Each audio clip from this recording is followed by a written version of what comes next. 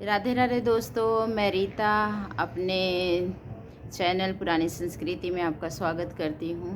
और आज मैं आपके लिए बहुत प्यारा सा एक विवाह की लाचारी गीत लेके आई हूँ। मुझे आशा है कि आप लोगों को पसंद आएगा, और पसंद आए तो लाइक शेयर ज़रूर करना और कमेंट बॉक्स में बताना कैसा लगा मेरा ये गीत।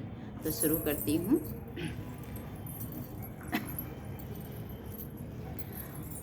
मामा प बोल कोई लरिया हो, कोई लरिया हो, सासु दिहनी जगाई।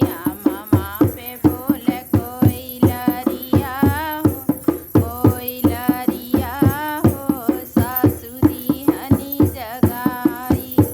एक हाथे दिहनी सासु झड़ुआ बढ़निया, एक हाथे दिहनी झड़ुआ बढ़निया, दूजे हाथ दिहनी घड़ी लवा हो, अरे घड़ी लवा हो, कुआं पानी भर जाया।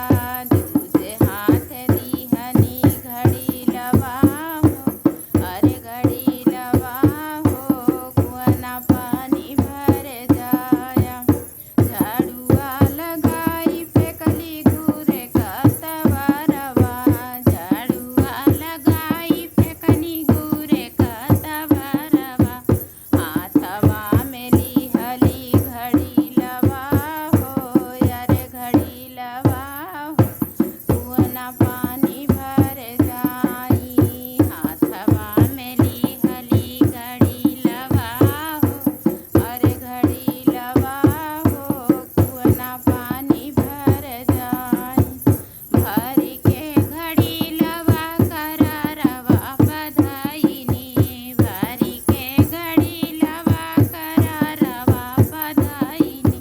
तबले जोगिया बांसिया बजावल हो, अरे बजावल हो, हम त सुध बिसरावली।